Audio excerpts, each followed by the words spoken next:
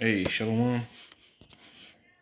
First off, I want to start up by saying all praises to Yahweh, Bahashem, Yahweh Shai, Bahashem Rakal Kadash. Double honors to the elders and apostles of Great Millstone, and peace and mercy to all for elect, preaching this word in truth and sincerity. I'm a brother Tazabah in the Great Millstone, Arizona camp, Lord will, with another video to edify. And I wanted to grab this as I was watching this video, and it had me think about this scripture. And if the Lord wills it, I'll grab a few more scriptures. This is Isaiah 54:16. It says, "Behold, I have created the smith that bloweth the coals in the fire, and that bringeth forth an instrument for his work. And I have created a waster to destroy," going into these missiles, right? So we tell you this as the scientists, but before, the scientists really do map out what metals they can use for these missiles, man. And these missiles are nothing more than huge metal forged weapons. Shalakia. So this is what the smith does. He creates the weapon to destroy, and that's what these missiles are. So the smith is a blacksmith, right? Now, if you go to Isaiah 44:12, it says that the smith with the tongs both worketh in the coals, and fashioneth it with hammers, and worketh it with the strength of his arm. Yeah, he is hungry, and his strength faileth. He drinketh no water, and he is faint. It's because the smith's job is very hard. If I remember right, when you go into those Japanese katanas, those things take, I believe it's a full-on 7 days to make that. And you have to stoke the fires the entire time. You can't let the fire die. And so that's why they had apprentices with them all the time. That's why the swordsmith was asleep. The apprentice was keeping the fire and the coals going to make those alloys. So peep this.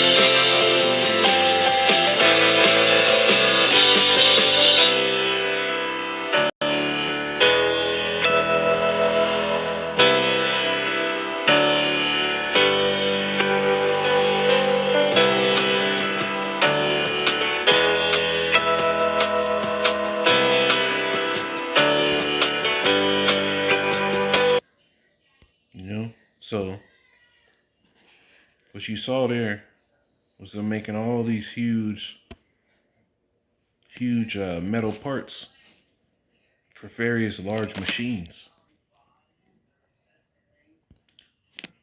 So basically what you saw in the video was the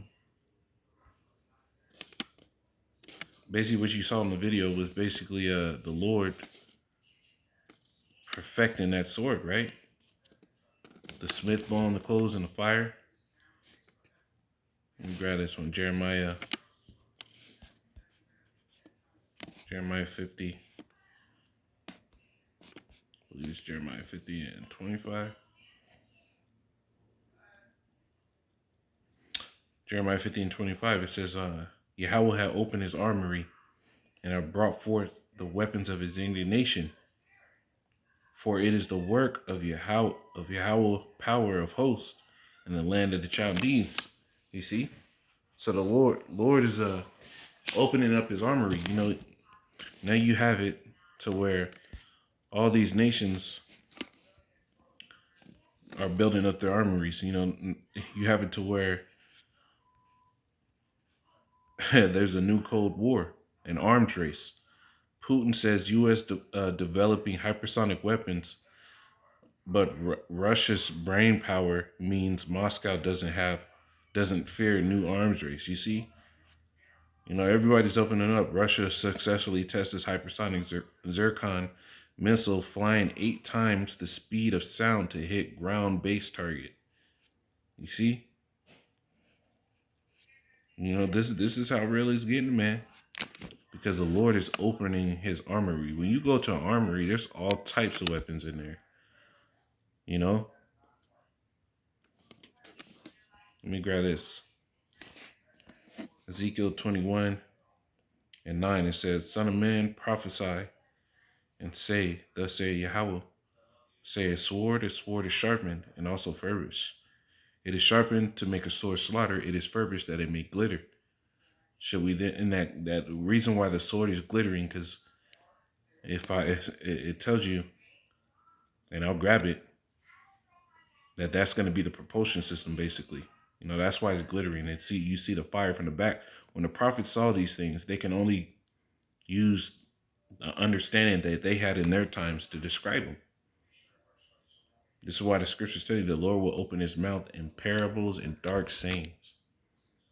It says, should we then make mirth? It contemneth the rod of my son as every tree. You see, so the Lord is sharpening and furbishing, meaning polishing and making perfect, his sword. I'm going to read verse 11. It says, he hath given it to be furbished, that it may be handled. This sword is sharpened, and it is furbished to give it into the hand of the slayer. And this is what it is, that the slayer, these Edomites are just damn slayers, man. So here it is, you're seeing that that the Lord really made this stuff come about just so he can show his strength in these last days, and we're about to see it, man. This is Let me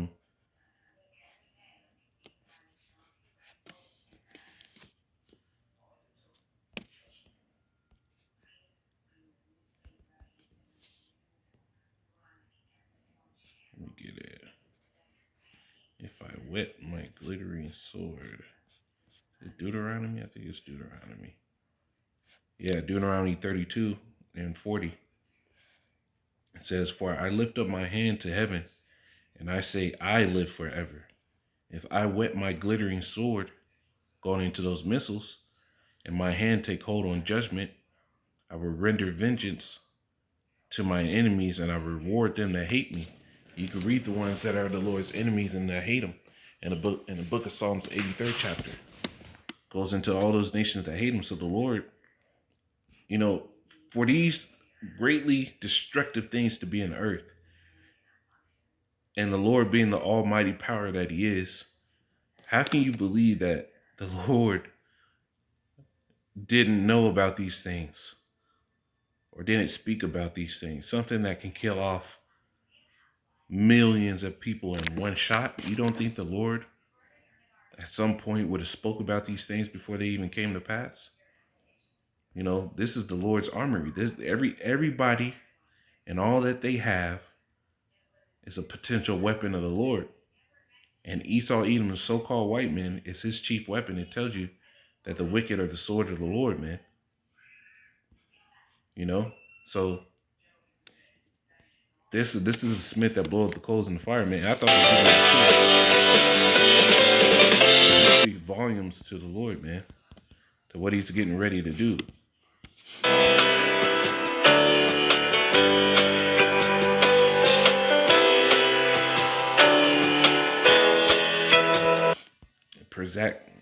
precise measurements,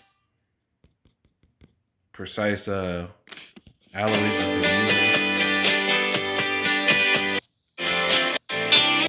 melting it down in the fire, bringing it out. This is the smith that blows the coals on fire, working it with the hand.